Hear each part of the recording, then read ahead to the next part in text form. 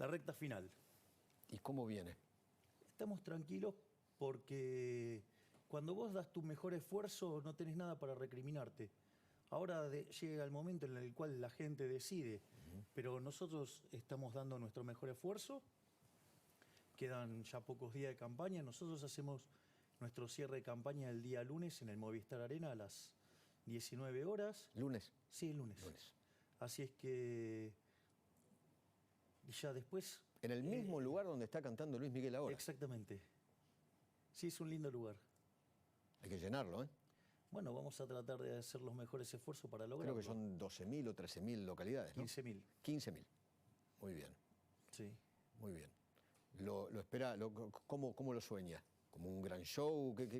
Bueno, nosotros las presentaciones tienen mucho en común con un recital, ¿no? Pero con la diferencia que en lugar de cantarse canciones, se habla de economía. O sea, nosotros, y en general, en esta faceta nueva, te diría más, digo, de cómo sacar a la Argentina de este ¿Usted va a ser el desastre. único orador o todos los candidatos van a hablar? No, voy a ser el único orador. Único orador, sí. Para el cierre de la campaña. Ok, consignas suyas hemos escuchado un montón, ¿no? Durante el último año, ¿no? Porque usted viene haciendo campaña, creo que fue uno de los primeros que arrancó la campaña hace un año. ¿Podemos ir punto por punto y me dice el cómo? Sí, claro. Porque lo más importante para la gente es el cómo. El qué ya lo sabemos. A ver, pongamos consignas, dale. Tira la placa, por favor. Hablamos de dólar, cepo y Fondo Monetario Internacional. Vamos de la más fácil Corto de cada uno de ellos. A ver, vamos a la más fácil. Primero, el FMI no es un problema. Y voy a explicar por qué. Cuando vos tenés un programa con el Fondo Monetario Internacional, el Fondo Monetario Internacional te exige metas en materia fiscal, monetaria y reservas internacionales netas. La realidad es que siempre el core del problema, ¿sabes cuál es? Fiscal. Okay. Y la historia argentina del problema es fiscal. Las metas que plantea el Fondo Monetario para la Argentina son laxas en la lógica nuestra. Es decir, el ajuste que nosotros proponemos es mucho más profundo que el que propone el Fondo Monetario Internacional. Ok, me queda claro. Entonces, lo que usted va a hacer, cómo lo va a hacer, es eso, un ajuste profundo de la economía argentina. Sí, pero a diferencia de los programas de estabilización que venimos viendo desde el año 52 del siglo XX, ¿no? Hasta ahora, siempre el ajuste se cargó sobre el sector privado. Nosotros, esta vez, consideramos que el ajuste lo tiene que pagar el sector público. Okay. Y eso implica redefinir un montón de cuestiones en términos de partida. A ver, nosotros, por ejemplo, queremos eliminar la obra pública yendo a un sistema de iniciativa privada a la chilena, con way-outs a la peruana e incentivos a la suiza. O sea, el Estado no paga la obra pública. Exactamente, las paga el que la usa. Y además son contratos de operar, de construir, operar y transferir. Okay. Entonces, eso se hace porque entonces el Estado podría dar garantías de ingresos mínimos que harían que el costo de la inversión fuera muchísimo menor y te permitiría multiplicar las inversiones. ¿Qué hace con Aerolíneas Argentinas, por ejemplo, una de las empresas deficitarias más grandes de la República Argentina? Les damos un año de working capital, es decir, la caja para poder funcionar durante un año, y se las entregamos a los empleados y que los empleados hagan la depuración. Es decir, no puede ser más que aquellos que no toman los aviones estén pagando o estén subsidiando a los que toman aviones. Es recontra regresivo eso. Por lo tanto, básicamente, la empresa, yo no creo que haya un problema con los verdaderos empleados de Aerolíneas. O sea, no la cierra ni tampoco la privatiza. Se la entrego, sí, es una suerte de privatización porque se la entrego a los empleados. Okay. Y los propios empleados se van a encargar de echar a los políticos que utilizan a las empresas públicas como mecanismo de caja. Que eso es lo que las hace ineficientes y eso es lo que hace que no sean competitivas. Entonces, va a estar en el propio incentivo de los que están adentro de la compañía, porque ahora van a ser dueños, de echar a los políticos ladrones. ¿Qué hace con las otras empresas? Hay una cantidad enorme de empresas del Estado. YPF, por ejemplo, tiene que ser privatizada. Ahora, ¿cuál es el problema con el YPF? Que está tan destrozada por la política que si uno la vende como está ahora, la regala. Entonces uno la necesita eficientizar. Digo, si usted recuerda, Menem hizo lo mismo. Primero la eficientizó y después la vendió y eso permitió que se vendiera muchísimo mejor. Pero no solo eso, va a ser necesario el rol de YPF como ENARSA durante la transición de arreglar todos los problemas causados en el sector energético. Entonces, mientras que uno hace más eficiente a la empresa, la usa para la transición del sistema energético para que no colapse. Ok, con el resto, Radio Nacional, la televisión... ¿Se privatizan o se cierran? Directamente. ¿Se privatizan o se cierran? No, de esos mecanismos de propaganda política, no. La televisión pública la privatiza. Sí, y si no lo quiere nadie, se cerrará. Ok, Radio Nacional lo mismo. Lo mismo. Todo igual. Ok. ¿Qué hace con el cepo? ¿Al otro día? ¿En poco tiempo? ¿Al año? ¿Cuándo termina con el cepo? A ver. ¿Y cómo? Del cepo se sale el día que vos resolvés el problema de las LELIQs. A ver, si vos abrís el cepo el primer día, vas a tener un switch de portafolio, es decir, la gente se va a pasar... Claro, del peso al dólar, claro. Y tenés una hiperinflación. Obviamente. Como consecuencia de la caída de la demanda de dinero que eso implica. Yo quiero explicar esto porque esto es de una gravedad enorme, lo del cepo. El cepo tiene varias consecuencias negativas. Una es que te quedan pesos atrapados en el sistema. Eso se llama sobrante monetario. Para tener una idea, el sobrante monetario de hoy es peor que el que teníamos en la previa al Rodrigazo. El Rodrigazo implicó multiplicar la inflación por 6 y los pobres por 5. Es decir que, hagamos la cuenta, que nos iríamos a niveles de inflación de pique de 900% y pobreza no hay forma de multiplicar 900, por 5 porque no... 900% anual. Sí, pero de inicio. De inicio. Bien. Y una mensual de 2 dígitos arriba de 20, 20 y pico. Sí, digo, hacer la anualizada de eso. Sí. Digo. Pero a lo que voy ese es el primer punto. La otra consecuencia que tenés muy negativa es la relación entre los pasivos monetarios remunerados, llámese el ELIX, contra la base monetaria. Ese número está en torno a 3. Ese número, ¿sabés cuándo se vio en la historia argentina? En el primer trimestre del 89, la previa de la hiperinflación de Alfonsín. Entonces, si uno no arregla ese problema en el balance del Banco Central, uno desata una caja de Pandora que hace que explote una hiperinflación y... Antes de terminar con el cepo, necesita arreglar la LELIQ. Claro. Okay. Y nosotros para eso tenemos una propuesta muy concreta. Nosotros cuando hablamos de dolarización, que es en la moneda en que se liquida el Banco Central, después es competencia de moneda y se puede usar la moneda que a uno se le dé la gana. Suponete lo siguiente, tenés que hacer un contrato con un petrolero, puedes hacer en WTI, con alguien que se dedica al gas en BTU, ¿sí? O digamos, si vos querés, no sé, en soja, digamos, lo que cotiza la soja en Chicago. A mí me da lo mismo, la moneda la elige cada uno. Pero vos tenés que liquidar el Banco Central. Nosotros proponemos, por una cuestión de facilidad, liquidarlo en dólares. ¿Cuánto cuesta liquidar el Banco Central hoy? Cuesta 40.000 millones de dólares. Son 30.000 millones de dólares del ERIX y 10.000 millones de dólares de base monetaria. La verdad que un país que estuviera integrado en el mundo, eso es una moneda. Pero Argentina, digo, con los cavernícolas que tenemos... No se puede. Exacto. Ahora, ¿qué es lo que tenemos en el activo del Banco Central para rescatar esto? Cuando vos mirás las reservas brutas y limpias de las cosas que no son del Banco Central, vos tenés la posición de oro, la posición de DEX, la posición de CEDESA, la posición del BIS. Eso suma casi 10.000 millones de dólares. Es decir, que vos tenés dólares físicos, o te podés hacer de dólares físicos, para rescatar la base monetaria. Entonces vos me decís, bueno, pero todavía me falta rescatar los 30.000 millones de dólares del ELIX. Está vendiendo la joya de la abuela, ¿no? Sí, entramos más peligrosos. Bueno. Digo, es cierto. De vuelta. Digo, pero eso no es gratis en términos de inflación. Es decir, entonces el sistema, digo, te va a corregir los precios. Pero vamos a esta parte, porque esto es lo interesante. Yo ahora tengo que limpiar los 30.000 millones de dólares del ELIX. ¿Y qué tengo del otro lado? Me quedan 90.000 millones de dólares de títulos públicos. Obviamente que si yo los paso a mercado no valen 90.000 millones, valen un tercio. 30.000 contra 30.000, se terminó, se acabó el problema.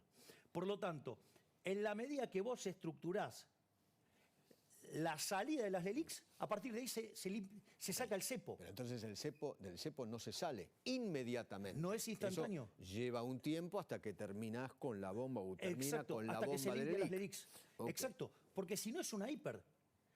Y yo digo, no estoy dispuesto a cargarle a los argentinos una hiper, porque una hiper va a llevar los niveles de pobreza arriba del 90%. Salir del cepo implica un solo dólar, no Obviamente. 50 y pico como hay ahora. Exactamente.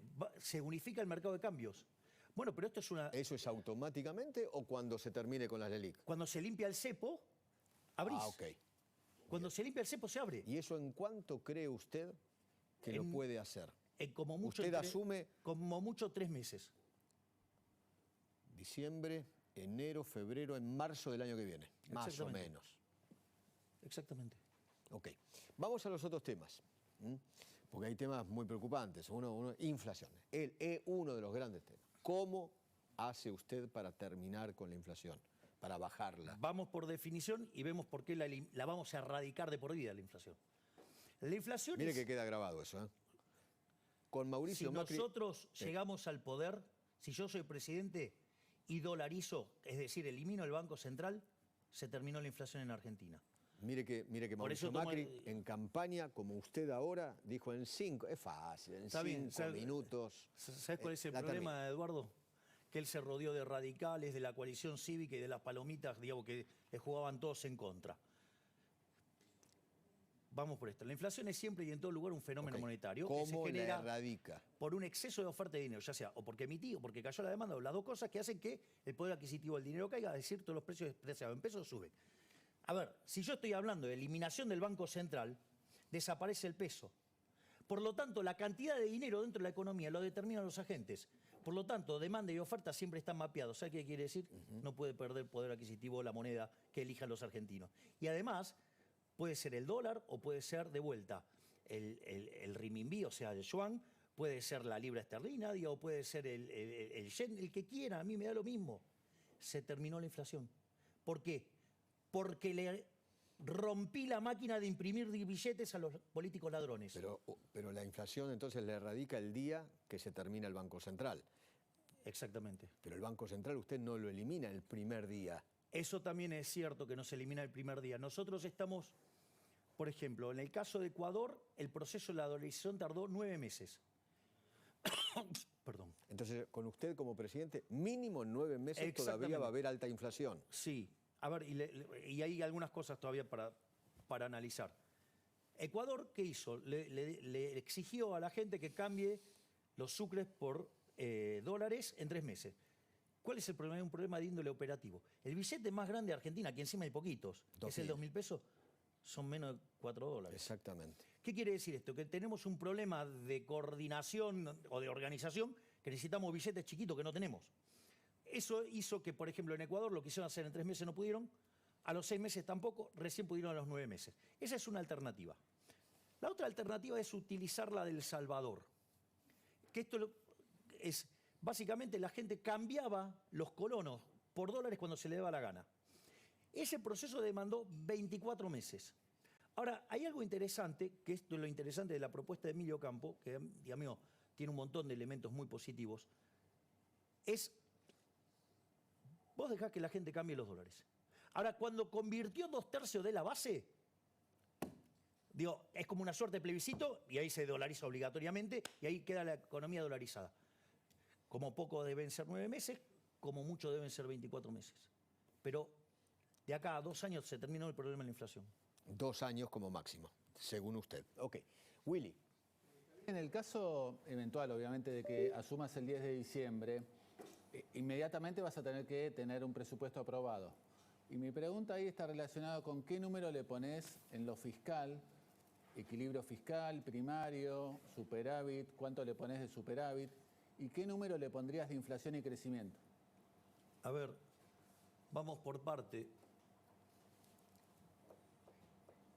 Sistemáticamente, cuando me ha tocado votar en las cuestiones presupuestarias, he señalado que cualquier presupuesto con déficit fiscal es inmoral. Por lo tanto, no acepto presupuestos, ¿sí?, que tengan déficit fiscal. Primer punto. Segundo punto, obviamente que ello requiere ajuste. El ajuste no tiene que caer en el sector privado, tiene que caer sobre las partidas de donde muerde la política. Se terminó que pague el ajuste el sector privado, lo tiene que pagar la política.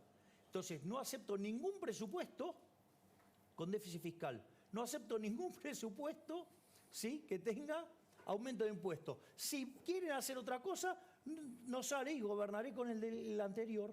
Y se licuarán las partidas. Y con lo cual, digamos, o sea, las transferencias discrecionales, que son esos 5 puntos del PBI, que usan como resultado del desvío entre la inflación que pone en el presupuesto y la observada, bueno, todo eso lo vamos a hacer ahorro fiscal. Las cuentas las vamos a poner en orden. Se acabó el déficit fiscal también. ¿Y qué número le pones para las proyecciones de, como te pregunté, de inflación? Pero yo no creo en las proyecciones, Willy, no creo. Entonces, porque aparte, vos hoy tenés un problema, que si bien tenés un problema con la oferta de dinero en la pasada, con la presente y la futura, porque además la política monetaria opera con rezagos que oscilan entre 18 y 24 meses, de ahí que la inflación la vamos a matar entre 18 y 24 meses, que es lo que tardó la convertibilidad, 20 meses. El problema es que vos tenés una caída de la demanda de dinero. Y esa hace que sea absolutamente imprevisible qué va a pasar con la inflación. Entonces, la verdad que ponerme a hacer elucubraciones sobre números que son ciencia ficción no tiene sentido. Nicolás Kreplak, ¿sabe usted quién es, no? Sí, era el ministro de Salud. Sigue siendo. El ministro de Salud de la provincia de Buenos Aires. Dijo que usted es un burro y un mentiroso. Usted se metió con el tema de la salud, ¿no? El sistema de salud comienza con Perón, ante la sociedad de beneficencia administrada a dinero público. ¿Qué tiene para decir con respecto a esto? Bueno, ¿cuál es su propuesta? Bueno, ahí nosotros, lo que tiene que ver, vio que nosotros vamos a llevar la cantidad de ministerios a 8. Sí. Que es el Ministerio de Economía, Infraestructura, Capital Humano, Relaciones Exteriores, Seguridad, Justicia, Defensa, ¿sí? Y Ministerio del Interior. Nosotros digamos, todo lo que tiene que ver con, en el Ministerio de Capital Humano va a estar Niñez y Familia, va a estar la salud, va a estar la educación y el trabajo. Es decir, porque lo importante es el capital humano. El capital humano explica 70 puntos porcentuales del crecimiento económico. Y usted tiene capital humano de primera generación y segunda generación. Primera generación es que la gente coma y esté sana. Y eso, nosotros no vamos a permitir que la gente se muera de hambre o que no se pueda formar. Es decir, la asistencia a las familias para que toda la familia... Para usted la salud y la educación son dos pilares fundamentales. Porque son la base del capital humano. Ahora, lo que nosotros queremos discutir, primero que hay varias cuestiones. Digo, habría que encontrarle al ignorante ese que, digamos, la salud, sí, y la educación, digo, son prestaciones que están derivadas de las provincias. Entonces nosotros podemos proponer, y nosotros lo que queremos es, ¿qué es en el fondo el sistema de salud? Pero el sistema de salud va a ser gratuito, como hasta ahora. ¿O usted lo quiere cambiar? Usted lo que necesita es asegurar que todos es un seguro. Y lo que hay que asegurar es que todos tengan acceso a una prestación mínima o una canasta mínima. De hecho, eso requiere... ¿Cómo lo va a hacer? Bueno, una de las cosas que eso requiere, hay que mirar quiénes son los que tienen seguro, es decir, quiénes son los que están asegurados. Por ejemplo, si vos tenés una prepaga, si los que trabajan, estamos todos asegurados. Exactamente. Bien. Ahora, el punto es que hay gente que no está asegurada. Millones y millones. Bien, y millones. Entonces, lo primero que hay que hacer, hay que identificarlos. Y después se elige en cada provincia cuál es la canasta que se le va a asegurar. Y una vez que se le asegura esa canasta, esa persona elige en un sistema competitivo quién se la brinda. O sea, como en la educación usted propuso el voucher, ¿va a haber un voucher para la salud? Trabaja como una suerte de voucher. Te dan una tarjeta y vos vas y te haces, digamos, que te brinden esos servicios. Es más, una de las cosas que nosotros estamos planeando y que las vamos a traer, que está perfectamente implementado en México, que es maravilloso, son hospitales ambulantes. O sea, concretamente llegan, digamos, o sea, son 18 micros, o sea, 18 camiones, y te dan prestaciones, porque, digo, el doctor Signa acá lo podría decir. Ahí está. Lo más importante que es la prevención, la detección temprana de estos problemas. Bueno, ¿qué es lo que hace esto? Lleva todos esos servicios... Claro, porque el hospital es de última instancia, ya estás... Exacto. Entonces, ¿qué es lo que hacen estos sistemas? Van, por ejemplo, a una intendencia. Se ponen en una intendencia y se determina cuántos días es necesario estar. En algunos casos puede mandar 3 días, en otros casos puede mandar un mes. Pero es un mecanismo por el cual uno le lleva la salud a la gente. Entonces van, se atienden, se hacen los análisis y algunas cosas se pueden resolver ahí mismo y si son muy complejas se derivan al hospital. Claudio. Sí. Javier, voy a agregar, leí el artículo, por supuesto, donde lo critica Kreplak. Usted tiene razón, Kreplak es un burro, acá lo dijimos 1000 veces, porque solo le voy a dar a Kreplak varias fechas para que vea que usted en algún punto tiene razón. El Hospital de Clínicas que todos conocemos, de la Universidad de Buenos Aires, en la avenida Córdoba y Ascuénaga, se fundó en 1881, no estaba Perón. No era Perón, claro. El Hospital Italiano de Buenos Aires se fundó en el año 1872, no Tampoco estaba Perón. El Hospital Rivadavia, la maternidad del Hospital Rivadavia, se fundó en el año 1921, no estaba Perón. El Hospital Ferroviario se fundó en el año, se inauguró en el año 1940, no estaba Perón todavía como presidente. De tal modo que la salud pública, la salud pública es la salud. No es solamente la salud del público, es la salud general de una población. Es más, si usted me permite, doctor, para complementar lo que usted está diciendo. Argentina a fines del siglo XIX tenía el mejor sistema de salud del mundo. Eso estoy diciendo, exactamente. Claro, bueno, por eso digo que es para complementar. ¿Y cómo se formó? Porque esto es lo interesante. ¿Cómo se formó? ¿Cómo se agrupaba la gente? Por comunidades. Por colectividades, eventualmente. Exactamente. Entonces aparece el hospital italiano, el español, el alemán. Exacto. Claro. Sí fue. Después, ¿de qué otra manera se agrupaban? Se agrupaban por trabajo. Sí, las obras así es. sociales. Entonces, por ejemplo, ¿cuál fue la primera obra social más grande de todas? La fraternidad. ¿Por qué cuál era el negocio más grande de la Argentina? Los ferrocarriles. Y por eso fundaron el Hospital Ferroviario en 1940. Claro. Es más, Después apareció Onganía que destruyó todo, Sí, porque bueno, la ley claro. 18610 es la ley de Onganía que le regaló las obras sociales a los sindicatos, y ahí empezamos a romper el sistema. Pero déjeme contarle algo de esto que usted decía, Javier.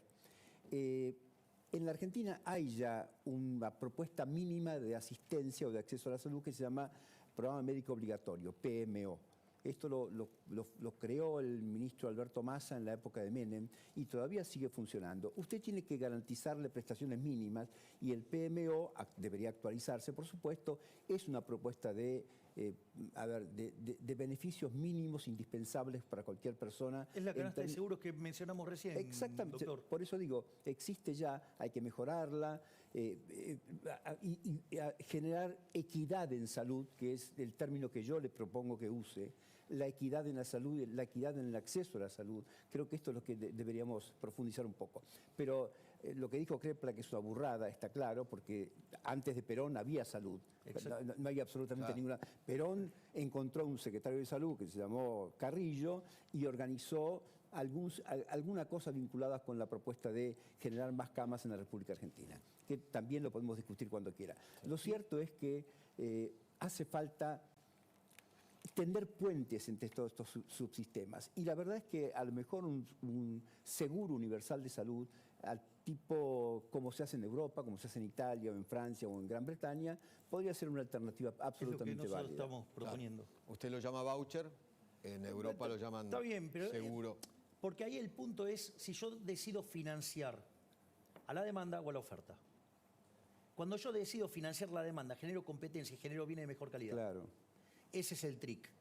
Tío, o sea, nadie se queda sin salud, nadie se queda sin educación, nadie pierde esos bienes a los que accede. Lo que cambia es el mecanismo a quién se lo financia. Si yo financio la demanda o si yo financio la oferta. Cuando financio la oferta, termino generando clientelismo y encontramos esta solución. Ok, ¿pasamos a otro tema? Sí, claro. Así vamos puntualmente al cómo usted lo va a hacer. Inseguridad. ¿Cómo va a hacer usted para bajar la inseguridad? Terminar es imposible, Bueno, pero bajar los índices de asesinatos y violencia. Acá ganan los delincuentes, nunca las víctimas. Bien, pero ese es un punto fundamental. Nosotros, ¿qué es lo que hemos dicho? Hay una nueva doctrina en materia de seguridad para nosotros, que es el que las hace, las paga.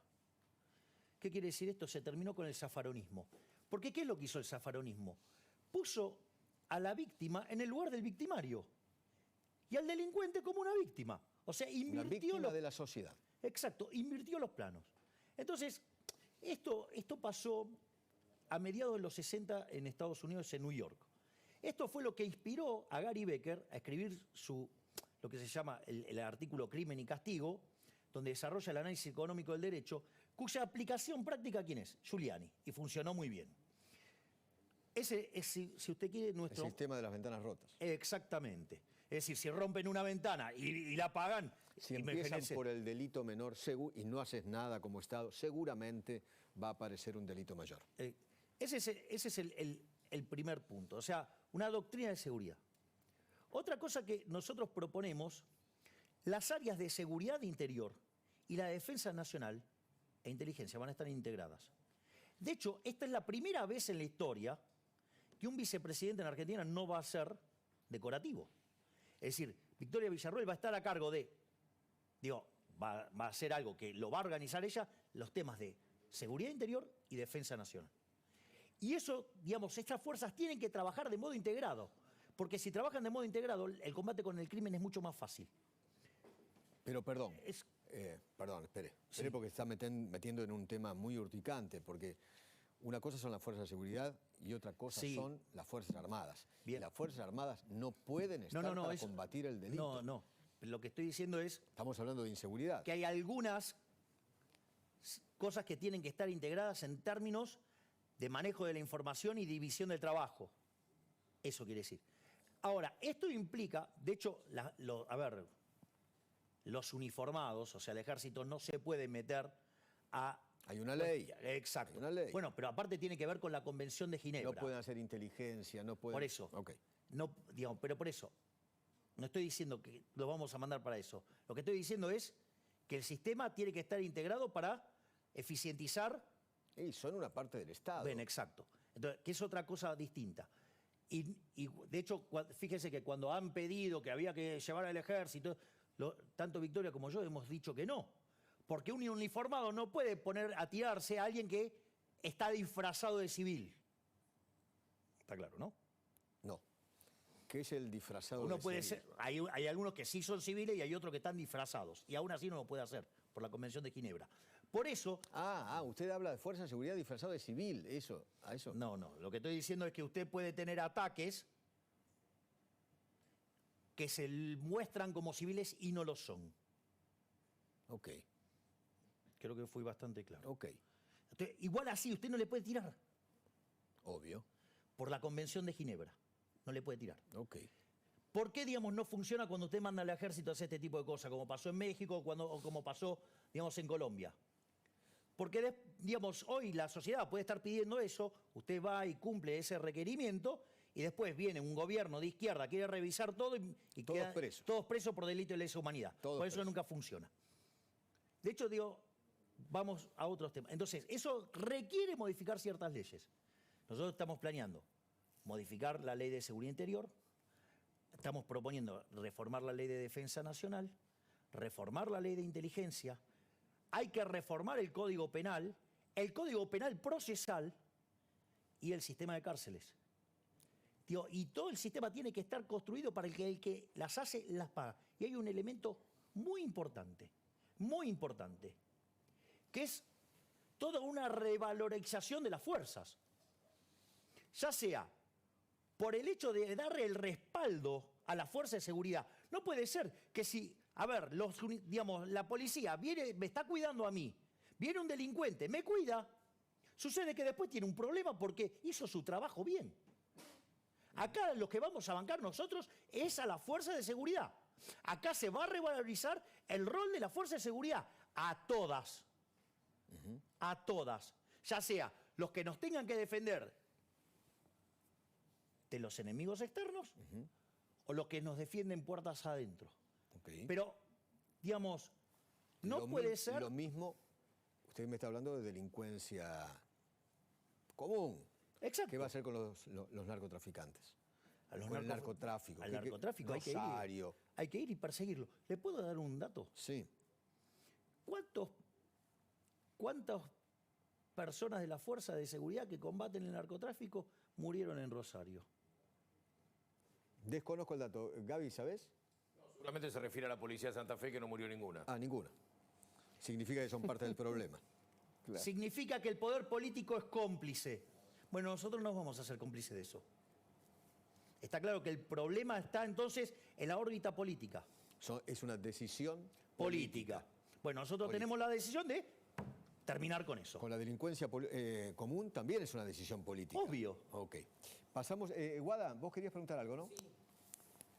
¿Qué tal, Javier? ¿Cómo estás? ¿Qué Buenas tal, tardes. Guadalupe? Y mencionás una reforma del Estado, mencionás achicar la cantidad de ministerios, mencionaste la palabra privatización de los medios estatales o cerrarlos directamente. ¿Cómo pensás hacerle frente a la resistencia gremial, que es el talón de Aquiles de todos los gobiernos no peronistas?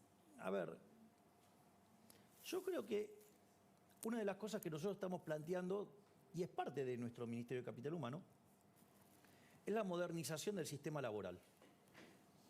Vamos a ponerlo en números. La cantidad de personas que tienen empleo en el sector privado formal, hace 11 años, 12 años que está clavado en términos de 6 millones de puestos de trabajo. El problema es tan grande que hay 8 millones afuera. ¿Cómo las incorpora? ¿Cómo? Bien, ¿Cómo hace? nosotros lo que estamos proponiendo es ir a un sistema de seguro de desempleo como el que utiliza la UOCRA, ¿no? No es que estamos proponiendo nada nuevo, pero con mayor profundidad financiera, donde lo que se le daría es entrada a compañías de seguro. Entonces, vamos a esta situación. Hoy los sindicalistas, su modelo de negocio está en jaque, ¿no? Sí. Porque hace años que no se genera puesto de trabajo, porque es una economía que viene en decadencia. El PIB per cápita en los últimos 12 años cayó más de 13%. Porque además las organizaciones sociales le ganaron la calle, el dinero. Ese es el punto. Y entonces el modelo de negocio lo tienen en jaque. Entonces tienen un modelo que tiene 6 millones de cápita y amenazado. ¿Esto qué les propone? ¿Qué les permite? Pasar de un negocio de 6 millones a 14 millones.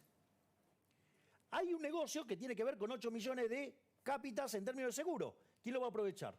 Las compañías de seguro. ¿Qué es lo que va a pasar? Se van a asociar las empresas aseguradoras con los sindicalistas y van a generar un mercado que en lugar de ser de 6 millones sea de 14 millones de personas. ¿Y qué es lo interesante? Se limpia la señal de precio. Al limpiarse la señal de precio en una economía que se estabiliza, que erradica el riesgo de devaluación, porque no va a existir más, porque vamos a dolarizar, que se termina, que se pulveriza el riesgo de contraparte, ya sea por el rebote de la actividad económica y por el ajuste fiscal que nosotros proponemos, con la reducción de lo que es el riesgo de tasa de interés, con lo cual el riesgo país en Argentina se va a desplomar. Eso significa que usted va a tener un shock de inversiones muy fuerte como consecuencia de ello. ¿Y que va a ser intensivo en qué? En trabajo. Porque además lo que vamos a trabajar es la parte de la industria del juicio que tiene que ver con esto de que todas las multas, que es lo que hace que el despido sea una cosa imposible que puede terminar quebrando una empresa. En especial las pymes, ¿no? Exactamente. Son las que dan el 70% del trabajo en la República Entonces, ¿qué es lo que quiere decir esto? Que este tipo de reforma lo que va a facilitar es que toda la expansión que se va a generar a partir de estabilizar, de bajar la tasa de interés, de bajar los impuestos, además va a ser muy intensiva en trabajo. Esto no es un tema menor, porque si yo digo de tener 6 millones de personas en el sector formal, paso a 14. Una de las cosas que pasa, que me cambian los números previsionales, ¿sí o no? Si yo además voy a crecer, voy a tener mayores salarios, porque tengo más productividad. Si además... Más aportes para los jubilados. Y si además, como yo ahora tengo mejores salarios, voy a aumentar la PEA, es decir, la parte de la población que participa. ¿Qué quiere decir? Que todos los key value drivers del problema del sistema previsional me abren las puertas para que de segunda generación pueda reformar el sistema previsional sin tocarle el derecho de nadie. Segunda generación, usted habla de 2 años o más. Sí, o 4. O 4. Okay. El tiempo pertenece al creador. ¿Qué hace con los planes sociales? ¿Qué hace con los piquetes? Porque esto va atado. Bien. A ver, los planes sociales, nosotros consideramos que aquellos que reciben un plan social son víctimas, no victimarios. Es decir, son personas que como consecuencia de la intromisión del Estado adentro de la economía, se quedaron sin trabajo. Esclavos del siglo XXI. Son los esclavos del siglo XXI. Entonces, nosotros no consideramos que tienen que ser eliminados los planes sociales. Lo que hay que hacer es terminar con los intermediarios políticos, con los gerentes de la pobreza, con los beligones de la vida, los delincuentes que le sacan plata a la gente. Entonces, los planes sociales no se tocan. Es decir, ahora, lo que va a cambiar es el concepto. Pero cobrar un plan social de por vida, No. Lo que va a cambiar es el concepto. porque acá vienen cobrando planes sociales Eso- 3 generaciones de Pero eso, argentinos. Eduardo, eso es cierto. El abuelo, el papá, ahora el hijo, Pero, y Eduardo- ahora este hijo va a tener otro hijo. Pero Eduardo, eso es cierto, pero eso ocurre porque esta economía no genera puestos de trabajo, porque esta es una economía que no crece, porque esta es una economía que se estanca. Es una economía que arrancó el siglo XX siendo la más rica del mundo y hoy el tipo de cambio paralelo es 140, tiene 45% de pobre y 10% de indigente. Acá hay algo que anda ¿Usted mal. cree que los que cobran los planes sociales quieren ir a trabajar, tener una responsabilidad, Sí. levantarse una hora, Sí. trabajar 8 Sí, horas? sí, porque la gente responde a los incentivos. Lo que nosotros estamos planteando es un cambio también de la política de asistencia social. Por eso se llama capital humano. Y por eso es tan revolucionario y por eso, digamos, a nuestra responsable de capital humano, a Sandra Petovelo, que te agradezco que vos le hiciste una excelente entrevista. Gracias. Digamos, nos llaman de todo el mundo porque es un concepto nuevo. Porque deja de ser darte el pescado para enseñarte a pescar. Es decir, te genera las herramientas para que puedas salir. La dignidad, el trabajo es dignidad. Exacto, pero sí, pero no es algo aislado. Lo que quiero que se comprenda es que no es algo aislado. Por eso es, cuando nosotros empezamos con capital humano, ¿qué hablamos? Niñez y familia, y salud. Porque si la gente no forma su cerebro, los chicos, en los primeros 3 años, tenemos un problema. Si la gente no está sana, tenemos un problema. Cuando uno mira el despegue del crecimiento en el mundo en el siglo XIX, ¿la clave cuál fue? Y, por ejemplo, el agua potable. O sea, digo, empezaron a tomar agua que no estaba sucia. Que igual a los parámetros que tenemos hoy estaría, no sé si la tomaría. Pero la clave es darle de comer a los chicos entre 0 y 3 años. Exacto. Sí, pero darle contención en todo ese proceso. Claro. ¿Para qué? Y que además tengan salud. ¿Para qué? Para que cuando después entran al colegio, el colegio no sea un comedero, sea un lugar donde se llenan de herramientas para aspirar a una vida mejor. Vamos justamente al último tema, la educación. ¿Cómo hace para que haya una mejor educación? Gente más formada.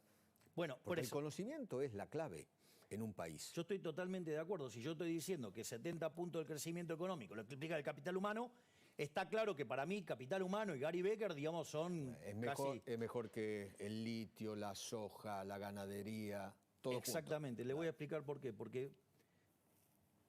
¿Por qué, digamos, Japón, a pesar, digamos, de todos los problemas que tuvo, qué recursos naturales tiene Japón? El 70% es roca, Ok, entonces, ¿en qué se basa? en el conocimiento. ¿En qué se basan todos los tigres asiáticos? En el conocimiento. Es decir, por lo tanto, el conocimiento es fundamental. Lo que uno hace en materia de educación, entonces, hay una parte que es cómo llegan esas personas al sistema educativo. Si no arreglamos la parte en cómo le damos el capital humano de base, Ok. tenemos un problema. Ahora, una vez que está en el sistema, lo que nosotros proponemos es que el sistema, de vuelta, ¿quién tiene que ser el que recibe el subsidio? ¿La oferta o la demanda? Porque si yo el subsidio se lo doy a la oferta, se cobran la plata y después me dan un servicio espantoso y se quedan con el monopolio encima. Y además me adoctrinan, tengo un montón de otros problemas. Tiene a los Baradel de la vida. Bien, exacto. Así como tiene a los Beliboni, acá en la educación tiene a los Baradel de la vida. Sí, hay otra parte más importante, que es, digamos, o sea, los que fijan los contenidos, Por entre eso, otras cosas. Entonces, los nosotros, Cetera de la vida. entonces, ¿qué es lo que nosotros pretendemos? Pretendemos que en lugar de darle el subsidio a la oferta, se lo tienen que dar a la demanda. ¿Para qué? Para que eso genere competencia. Y eso, la competencia... Mire, el sistema de voucher, por ejemplo, se usa en... Conocí la persona que lo maneja. En Suecia. Tiene 40 colegios. Tiene 25.000 alumnos.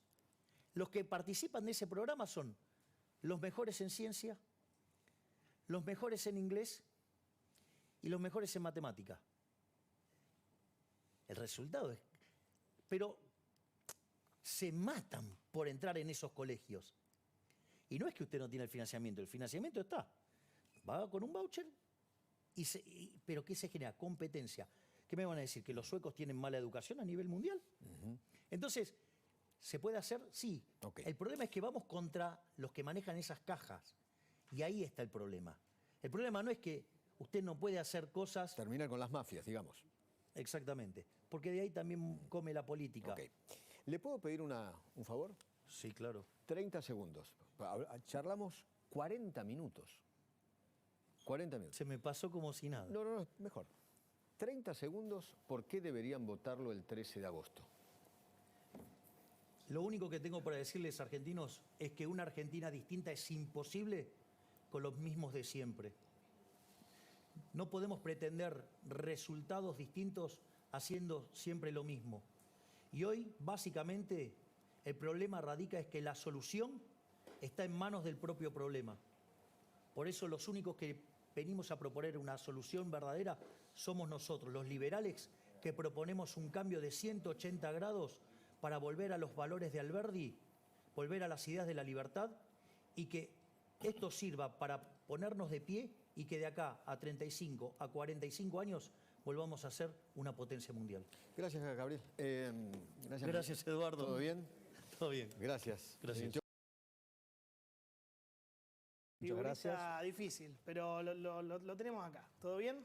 Todo bien. A ver, ¿cómo lo presentó? ¿Es el economista en el cual se inspira Milei para la dolarización o no? Dígame usted. No, yo creo que Milei empezó a hablar de dolarización justo cuando apareció un libro que escribimos con Nicolás Kachanowski, que es profesor de economía en la Universidad de Texas, y salió justo y coincidió que Milei anunció su candidatura presidencial y anunció una dolarización.